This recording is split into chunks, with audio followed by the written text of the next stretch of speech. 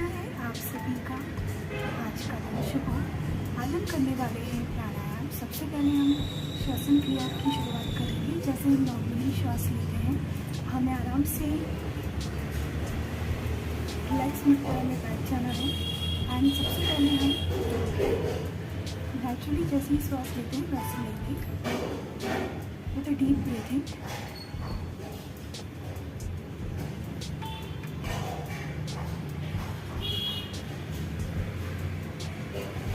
सुगंध जो होती है, मोगरी की हो, गुलाब की हो और चंदन और कई तरह की, उनकी इन सुगंधों का भी अपना एक महत्व होता है और मेमोरीज़ को शार्प करने में, कई सारी रोगों को निवारण में भी सहायक होते हैं। तो ये भी प्रकृति की सारी ये देन है। तो अगर आप लॉन में, ओपन लॉन या फिर कहीं अच्छी शांति जगह बैठेंगे तो जहाँ पे फ्रेशनेस ऑफ एयर आप फील करेंगे, उतना ज़्यादा आपके लिए बेनिफिशियल होगा। अब हम उच्चारण करेंगे ओम का।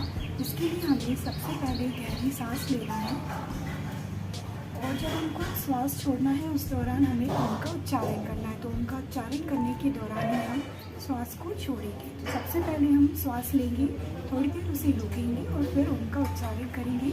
ये क्रिया आप 5 से 10 मिनट कर सकते हैं।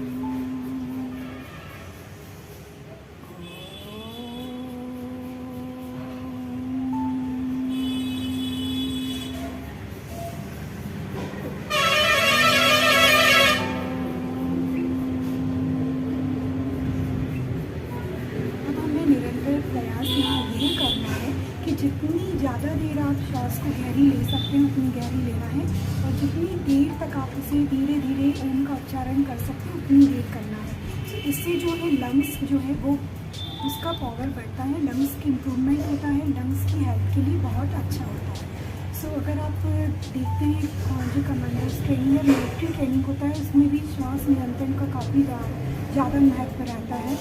वो तो खैर अंडर वाटर प्रैक्टिसिंग भी होता है वो। सो श्वास का बहुत ज़्यादा महत्व है। कितनी देर श्वास रोक पा रहे हैं इसका हमें इसमें अभ्यास करना है।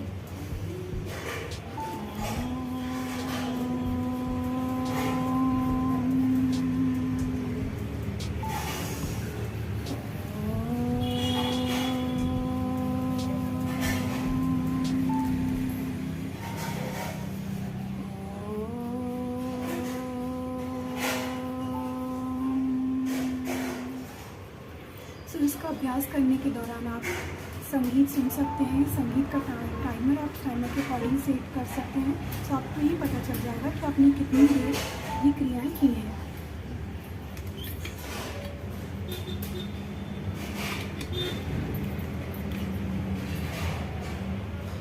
अब हम करने जा रहे हैं अनुलोम विलोम। तो अनुलोम विलोम करने के लिए हमें वायु मुद्रा बनानी होती है कुछ इस तरह से हमने वायु मुद्रा बनानी है।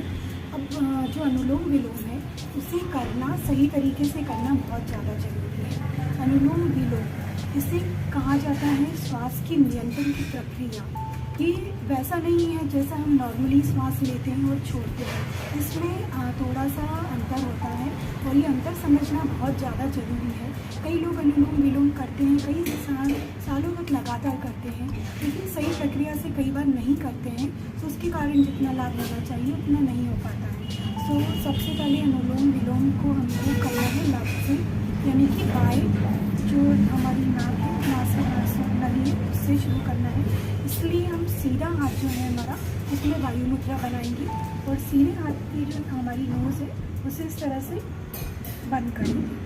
अब हमें लेफ्ट जो हमारी नोज़ है उससे हमें श्वास को लेना है अंदर। ये हुई पहली स्टेप। अभी हमने श्वास को लिया है। सेकेंड स्टेप में हमें इसे होल्ड करना है। तो आप चाहें तो इस तरह से होल्ड कर सकते हैं या फिर ऐसे नेचुरली भी आप उसे होल्ड कर सकते हैं।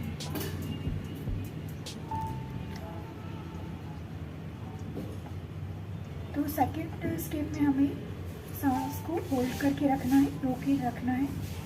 फिर थर्ड स्टेप जो है, इसमें हमें दाई श्वास की नली से श्वास को छोड़ना है।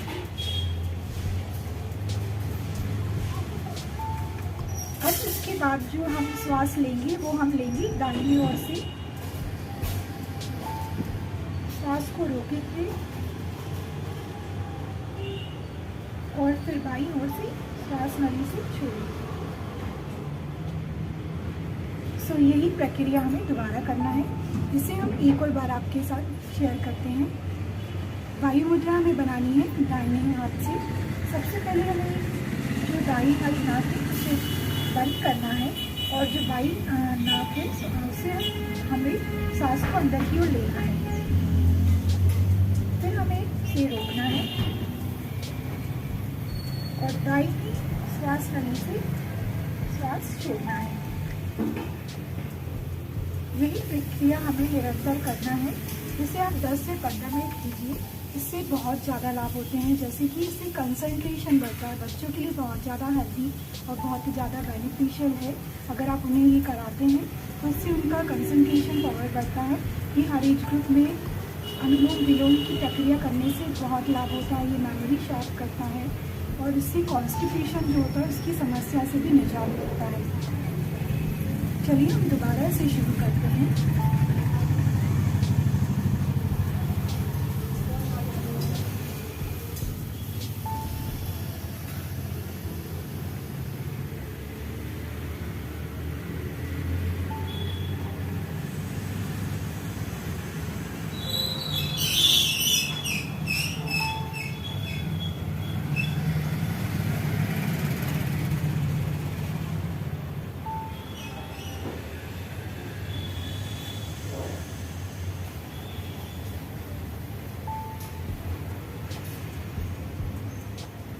सो अनुलोम विलोम में ये अंतर होता है।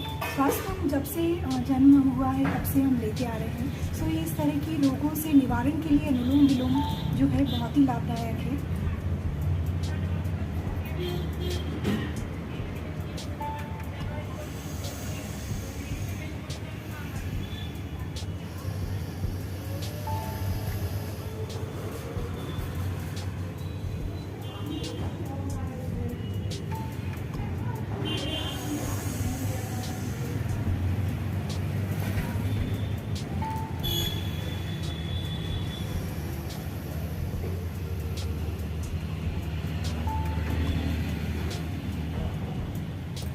इसलिए जो प्राणायाम होता है उसे भोर के समय करने का कहा जाता है, क्योंकि उस समय वायु बहुत ही शुद्ध होती है। या तो आप प्राकृतिक जगह पे बैठे हों जहाँ पे फ्रेशनेस हो, ताज़ी हवा हो, सो वहाँ पे भी ये बहुत ज़्यादा लाभदायक होता है, क्योंकि हम इतनी ज़्यादा ऑक्सीजन्स को ग्रहण करते हैं। सो ये क्रिया जो अनुलोम विलोम की है ये आपको करना है 10 से 15 मिनट। इसके बाद होता है, इसके बाद हम करेंगे कपालभाति। ये कपालभाति के कई सारे लाभ होते हैं। ये मोटापा जो होता है, वेट लॉस और वेट गेन आप सुनते होंगे। सो वेट लॉस और वेट गेन की बजाय आप ओवरऑल फिटनेस पे ध्यान देंगे तो ज़्यादा बेटर आपके लिए रहेगा, क्योंकि अगर धीरे धीरे आप प्रैक्टिस करेंगे कोई भी प्रक्रिया की, कोई भी आप जो हेल्थ बेनिफिट ले रहे हैं तो वो ज़्यादा अच्छे से आप अडॉप्ट कर पाएंगे। और जितना आप अच्छे से अडॉप्ट कर पाएंगे उतना ज़्यादा आपके लिए लाभदायक होगा, क्योंकि वो कंसिस्टेंसी इज़ द की। ऐसा नहीं कि आपने थोड़ी देर किया, इसमें समय का जो निर्धारण करना है वो बहुत ज़्यादा ज़रूरी होता है। एक अच्छा सा म्यूज़िक आप लगाइए या फिर आप टाइमर सेट कीजिए। म्यूज़िक लगाने से आपको एक अच्छा सा एनवायरनमेंट क्रिएट होगा। सो उससे आप जो प्राणायाम है बहुत अच्छे से एंजॉय करके कर पाएंगे। सो अब हम करने जा रहे हैं कपालभाति। कपालभाति के लिए आराम से आपको बैठ जाना है और श्वास को हमें लेना है अंदर। देखिए जैसे हम श्वास लेते हैं पेट हमारा थोड़ा खुलता है। अब हमें श्वास को छोड़ना है तेज गति से, और इस दौरान हमारा जो पेट है वो अंदर बाहर होगा। इसे कपालभाति कहते हैं। देखिए हमने श्वास ली,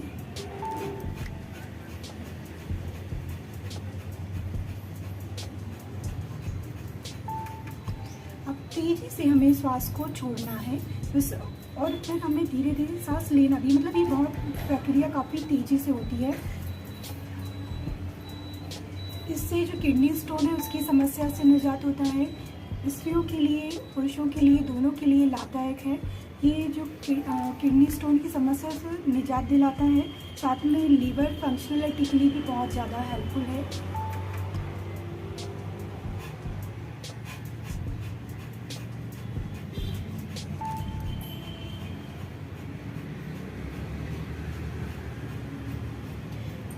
आप शुरुआत में से 15 मिनट कर सकते हैं, जो भी प्राणायाम है, अनुलोम विलोम है, श्वसन क्रिया है, ओम उच्चारण है। फिर इसके बाद आप धीरे धीरे समय अवधि बढ़ा सकते हैं। इससे आपका वेट जो है वो कंट्रोल में रहता है।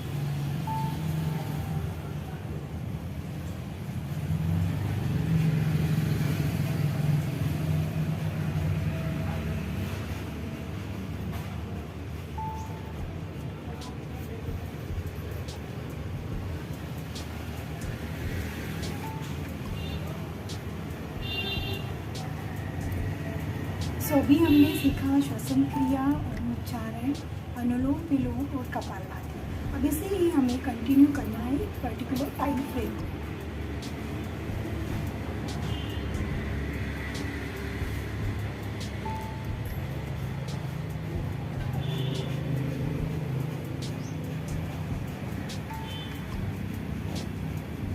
कपालभाति इतना ज़्यादा पावरफुल होता है, अगर आप इसे बहुत देर करते हैं, बस 15 मिनट भी अगर आप करेंगे ना, तो आपको फील होगा कि आपको थोड़ा सा लगेगा कि जैसे अगर आप शुरुआती दौर में ऐसे कर रहे हैं, तो आपको हो सकता है कि थोड़ा सा आपको थक जाए, तो थोड़ी देर आप रुक जाएं, 1-2 मिनट का पॉज ले लें और फिर दोबारा ऐसे करें। तो इससे आपका अभ्यास जो होगा निरंतर होगा और आपका जो स्टेमिना है वो भी बढ़ेगा।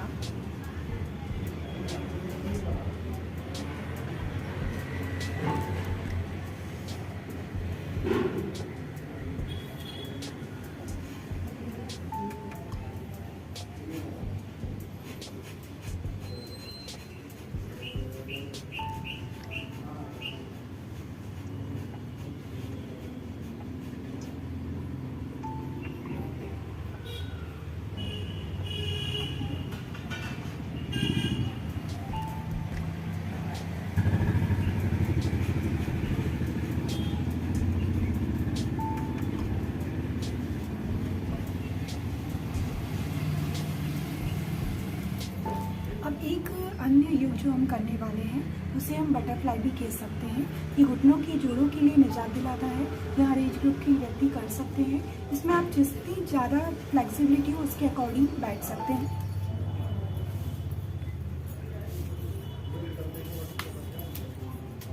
और अपने हाथों को ऐसे जो पंजे हैं हमारे, इन्हें मिलाना है और जितना आप इसे फ्लेक्सिबिलिटी आपकी है उस अकॉर्डिंग भी आप कर सकते हैं। अगर आपसे नहीं हो रहा है तो आप इतना भी अगर होल्ड कर पा रहे हैं तो इस तरह से भी बैठ सकते हैं। दोनों पंजों को हमने मिला लिया, घुटनों को बैंड किया है।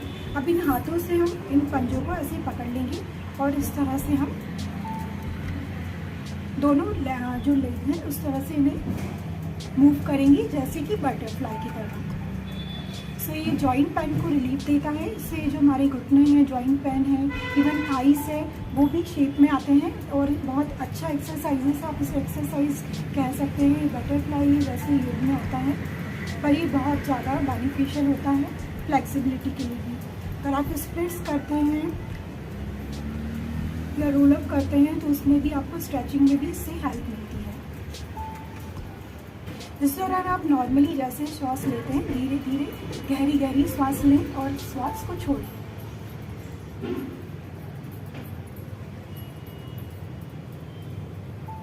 ये भी आप 10 मिनट कर सकते हैं। 10 मिनट मिनिमम समय। इसके बाद आप इसे जितना बढ़ा सकें, 5 से 10 मिनट बहुत मिनिमम होता है। अगर आप शुरुआती चरण में हैं तो आप सीख सकते हैं और इसे अपनी समय अवधि को निर्धारित कर सकते हैं। सो इससे जो स्ट्रेचेबिलिटी होती है, आपकी फ्लेक्सिबिलिटी बढ़ती है। अगर आप रनिंग करते हैं, रनिंग प्रैक्टिसिंग करते हैं, सो स्पोर्ट्स में तो आपके लिए ये वाला जो एक्सरसाइजेस है बहुत ज़्यादा बेनिफिशियल है। हमें जो जितनी भी हमने योग करा है, अभी प्राणायाम किया है, उसमें हमारा जो सिटिंग का जो पोस्चर है वो भी सही होना चाहिए। हमें इस तरह से बैठना है और जो हमारा बैक है वो बिल्कुल स्ट्रेट होना चाहिए। ऐसे नहीं कि ऐसे बैठ गए हैं या लूज बैठ गए हैं, इस तरह से नहीं बैठना है। पोस्चर हमारा बिल्कुल सही होना चाहिए और रिलैक्स मुद्रा में होना चाहिए।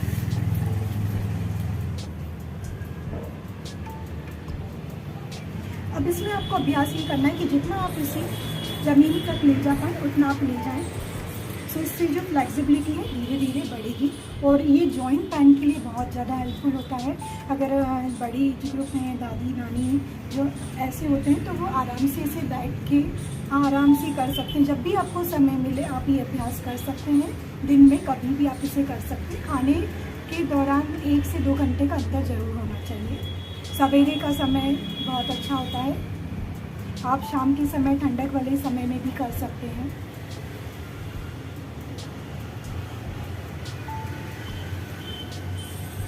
और अगर आपको जॉइंट पेन है तो आप ऑयल मसाज भी कीजिएगा। सरसों के तेल में थोड़ा सा सेंधा नमक मिला के लगाइएगा, उससे मसाज करके थोड़ी देर धूप लीजिएगा। और धूप जो हमें लेनी है वो 8 से 9 बजे के बीच की लेनी है।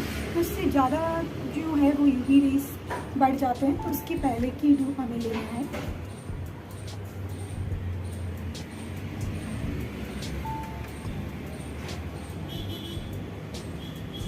सो ये हमने सीखा बटरफ्लाई। इस तरह से आप इसे प्रैक्टिस कीजिए और आपको इसके लाभ मिलेंगे। धीरे धीरे आप इसे निरंतर कीजिएगा।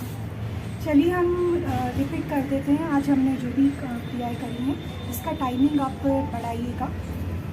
हम लॉन्ग सेशन भी लेंगे जिसमें हम पर्टिकुलर टाइमिंग के साथ ही सारी क्रियाएँ करेंगे, ताकि आप भी हमारे साथ ही साथ योग क्रियाएँ एंड एक्सरसाइजेस कर सकें। सबसे पहले हमने लिया है नॉर्मली श्वास, लेकिन गहरी श्वास। जनरली जब हम वर्किंग में होते हैं, दिनचर्या हमारी होती है, हम इतनी अच्छे से श्वास नहीं लेते हैं। सो हमें सवेरे के समय या शाम के ठंडक वाले समय में गहरी श्वास लेना है। इससे आप रिलैक्स फील होगी, पॉजिटिव और अच्छा सोचिए। आसपास का एनवायरनमेंट आपका अच्छा होना चाहिए। अब हमने श्वास ली, इसके बाद हमने करा ओम का उच्चारण। इसमें हमने गहरी श्वास लेना है और ओम कहते हुए श्वास को छोड़ना है। ये है हमारा दूसरा स्टेज।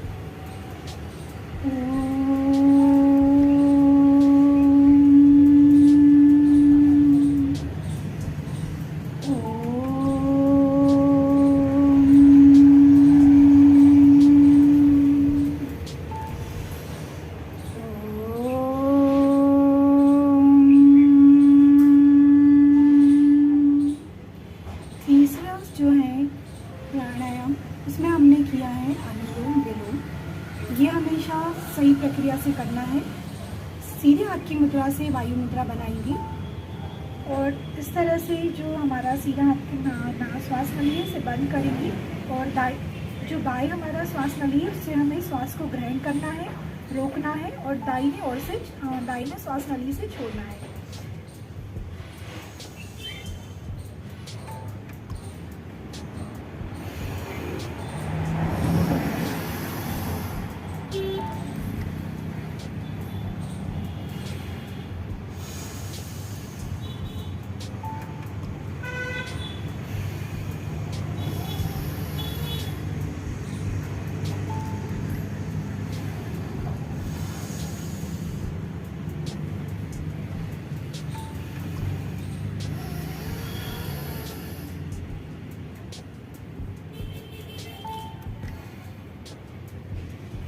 अब हम करने जा रहे हैं जो रिवाइज, वो है कपालभाति। हमें इस तरह से हाथ की मुद्रा बैठना है। पोस्चर हमारा सही होना चाहिए। श्वास हम अच्छे से ले लेंगे गहरी। पेट हमारा जैसे फूलता है इतनी श्वास हमें लेना है। और अब हम श्वास को छोड़ेंगे, लेंगे जल्दी जल्दी। और इससे जो पेट है ये अंदर बाहर की ओर होगा। और इसे आपको करना है 10 मिनट। तो आप मिनिमम इसे कर लो, जितना देर आप इसे बढ़ा सकें उतनी देर बढ़ाइए। तो कपालभाति करने के लिए हम इस तरह से बैठेंगे, श्वास लेंगे और फिर इसे जल्दी से तेज़ी से छोड़ते लेते जाएंगे।